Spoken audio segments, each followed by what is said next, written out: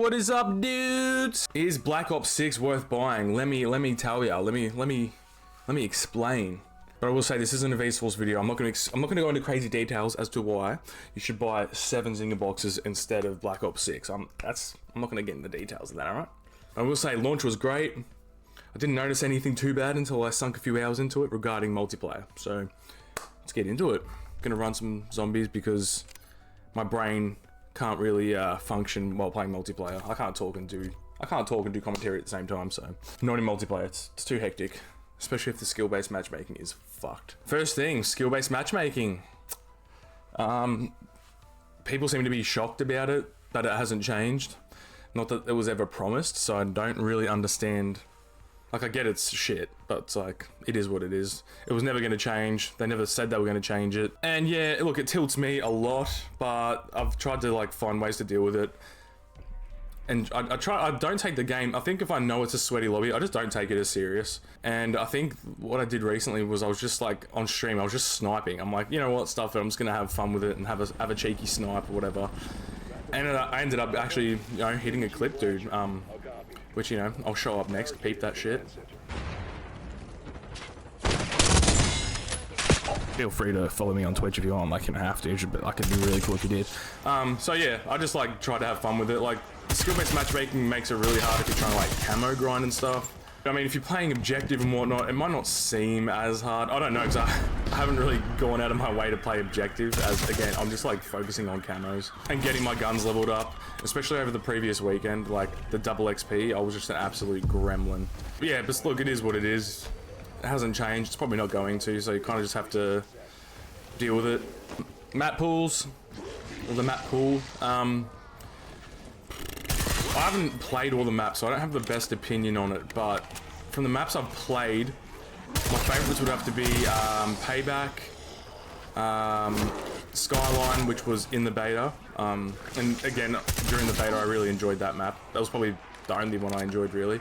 And Subsonic, which was not in the beta, I believe. Subsonic and Payback are like, yeah, sort of smaller maps, which I really enjoyed. I enjoyed them a lot. I haven't had a bad time on them. The maps don't feel too busy. You can see your enemies, which is like something I'll touch on with another map. Yeah, just like, you know, just quick paced, small maps, fun, predictable where people are going to be. So yeah, they're probably my favorites. And Skyline's just sort of like that sort of small medium map that I just enjoy. I enjoy diving off that balcony into the pool. What can I say? It's fun. Lowtown.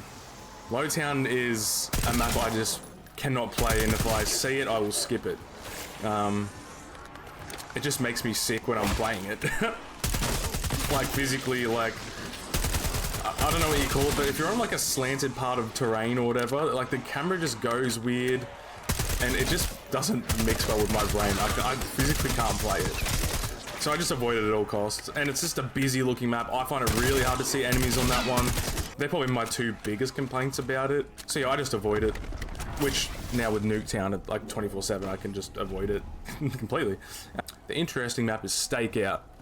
Very small map, and one of the points I'm going to bring up about this map is going to be like my next point about multiplayer in general, is bullet penetration. So there's also a perk called Recon Specialist, which pretty much gives you wall hacks the second you respawn.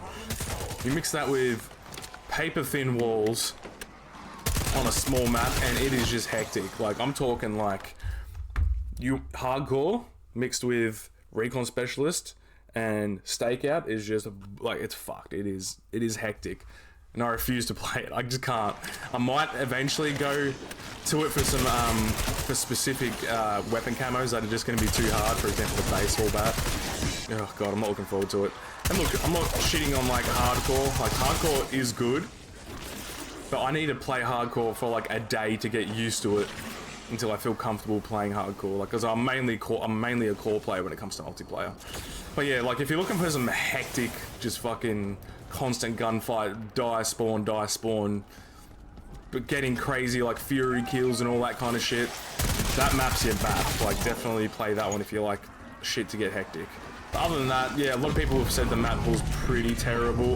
Again, I haven't played them all, so I don't have the best opinion on them, but I definitely have my favorites from what I've played. Bro, please let me hit this bonus. So yeah, bullet penetration. The bullet penetration in this, I think it's more prominent in like Nuketown. Like I haven't really experienced it in other maps, and I've just been playing a shit ton of Nuketown. And bullet penetration is really bad when you're getting spawn trapped. So, for example, playing domination, like spawn trapping is just, it's gonna happen. It's gonna happen to you, or you're gonna make it happen to the other team. And then when you're spawn trapped, mix the bullet penetration, boy oh boy, you're in again for a fucking rough time. Unless it's you on the other end, like, unless you're the one doing the spawn trapping, then it's fine. It's enjoyable. And again, being spawn trapped and then having recon specialist, like if someone on the opposite team has recon specialist, they know, like as soon as they die, they know where you're standing. So they just know where to shoot. Instantly, whether it's through walls or whatever, they're probably gonna kill you. But I also found that recon specialist, it could probably somewhat counter spawn trapping. So if you're getting spawn trapped, you die. Say for example, Nuketown, you're in that like back garden bit behind greenhouse, and you're getting spawn trapped there. You spawn in, you know exactly where people are holding. Like you get a general idea without it, but when you respawn off rip, if like I was thinking about just making an LMG class where just calling it spawn trapped, and if I get spawn trapped in the back garden or whatever, you know, I get an instant ping on where they are, whip out the LMG, bang, and just smack them through walls. So it's probably good for like spawn trapping or spawn camping. It's good for essentially countering that, I would say. That's probably its only use where, that's probably where I would use it. I personally don't use it. I don't like the idea of just having wall hack to become a respawn. I feel like I'm cheating, but it's in the game, so it's like, and I can't really complain about it. It's there for me to use, and I refuse to use it. So it's like, if I die to it, it's on me.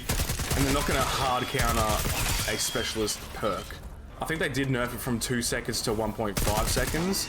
I don't know how much of a difference that actually makes, but that is what it is. Like dying to what feels like a sniper, even when it's an AR and SMG, is another issue I constantly have. I'm not really one to complain about TTK, but like sometimes I feel like I die in a split second to an SMG from range.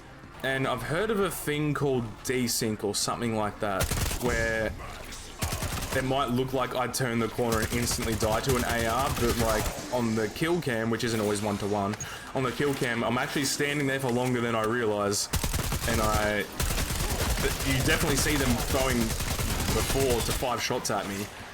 So it just feels like you instantly die, and it's really frustrating. But in saying that, there has been instances where I've been getting shot at and I've managed to like escape. So it's like, it seems very 50-50. I never feel like I absolutely beam someone. Again, that could just be skill issue. Could just be my aim. But a lot of the time, I feel like I sink 8 to 10 bullets or something in someone. Like, you almost feel like you use a whole clip sometimes.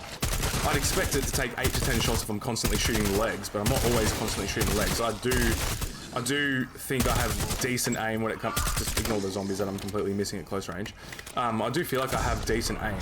And a lot of the time, like, I will try and let recoil take me to the headshot, but from playing a lot of Warzone with the TTK, I tend to pull down a lot. So that could even be an issue in itself. Being too used to Warzone and having to control the recoil a lot more because the TTK is a lot longer. So that could just be an issue in myself. But that's just like a personal issue I've had. And probably the last thing is the lobby refilling when people leave. I notice, again, playing Nuketown, you get spawn trapped, whatever.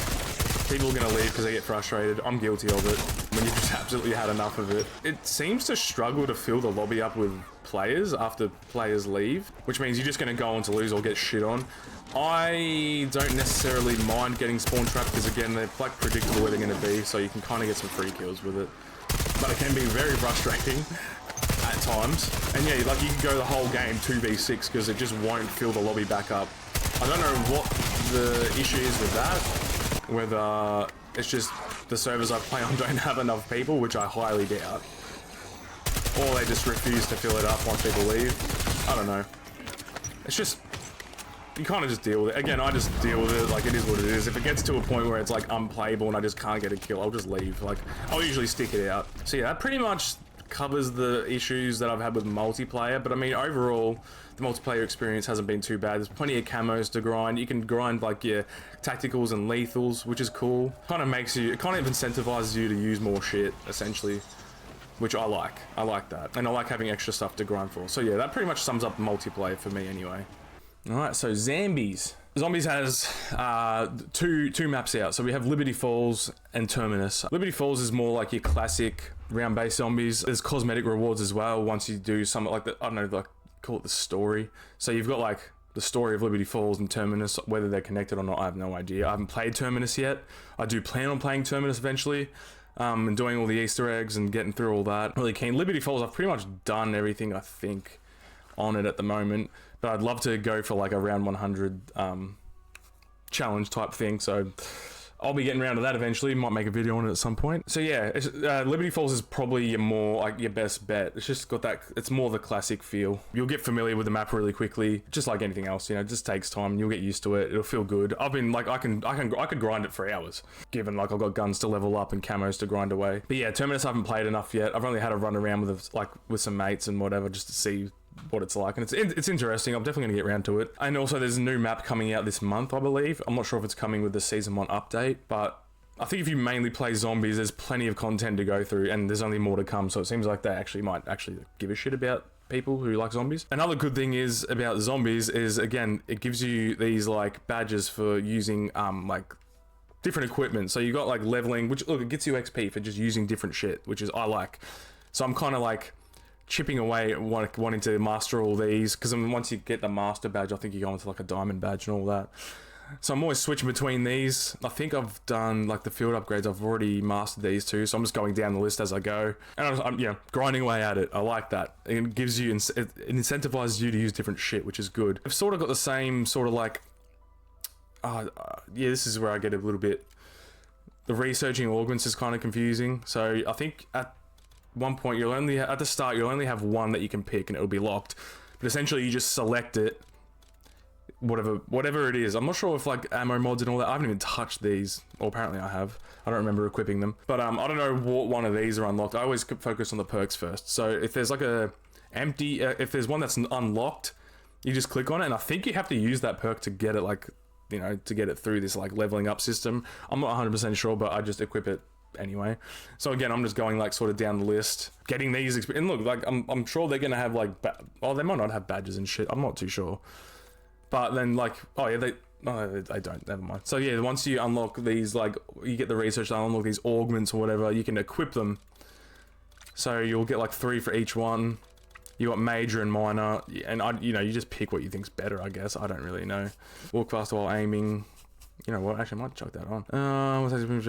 See, I like that because I'm always running around, so I feel like that one's really helpful. Anyway, that's that. That's pretty much zombies. So it's like there's plenty to chipper. Like, look, you can even get a skin for your ray gun. We've got this skin. Looks pretty cool. Something different. So yeah, there's plenty to do. There's like, dude, the possibilities are endless, bruv. But yeah, like you've got your camo grinding again. You can level up your weapons this way. And it's just, yeah, this is something I pretty much jump onto if I'm just absolutely struggling with like multiplayer. Or I just feel like having a day where I don't want to fucking get sweaty and whatever. I just kick back, play some zombies. Yeah, that's normally what I do. It's fun. Zombies is good. Zombies is good. Warzone. Now, Warzone. It's not out yet, but I believe it's coming with the season 1 update, which is like, from the day I'm making this video, I think it's like 7 days away, so November 14th, I believe. I don't know if there's like a new map or anything. I know there's a new Resurgence map, but I don't know if that's coming under Warzone. And then I've heard there's a Warzone map that got leaked, but I don't think that's going to be coming like out straight away. I honestly don't know. But I'm keen for Warzone. I'm keen to put time into that. I reckon the day that drops, I'm going to try and make a video on it. Hopefully, we'll see what happens. I'm pretty inconsistent. Yeah, so overall, I think it's definitely worth buying. There's plenty of grinding to do, content across multiplayer, zombies, and there's going to be more content coming with Warzone, as long as along with like a camo grind and stuff. I understand like the skill-based matchmaking can throw a lot of people off of multiplayer, but at the end of the day, there's other modes you can be playing. You can go play some gunfight. Gunfight's a fun mode, 2v2s. I'd love to make a video on that. That shit's always been fun for me. But for the first time in a while, it seems like it's a game that's come off release and it's been like somewhat very polished and plenty to do upon release. And with season 1 around the corner, there's only going to be like even more to do. So I think, personally, it is worth buying. It is definitely worth the 7.35 Zinger boxes you could buy instead. AUD. Because, like, well, I think it's like $109 here, so... Yeah, I could buy like 7.35 Zinger boxes. Which, hey, imagine having both at the same time, baby. That shit just goes hand in hand. Gaming and Zinger boxes, baby. That's what's up. Yeah, that's pretty much my opinion or review, if you want to call it that. I'd recommend it. I think this is probably one of the best Call of Duty that's come out in a while. I've never been really a fan of the Black Ops games, personally. But now that I've been really getting into Call of Duty, I've been enjoying it. I'm keen to just even enjoy it more. So if you enjoyed the video, like and subscribe. Even comment down below like your thoughts on the game, how you're feeling about it. I'm keen to see what everyone else's opinions. And yeah, guys, take care. I'm gonna be chipping away at some zombies and getting these criticals done. Peace.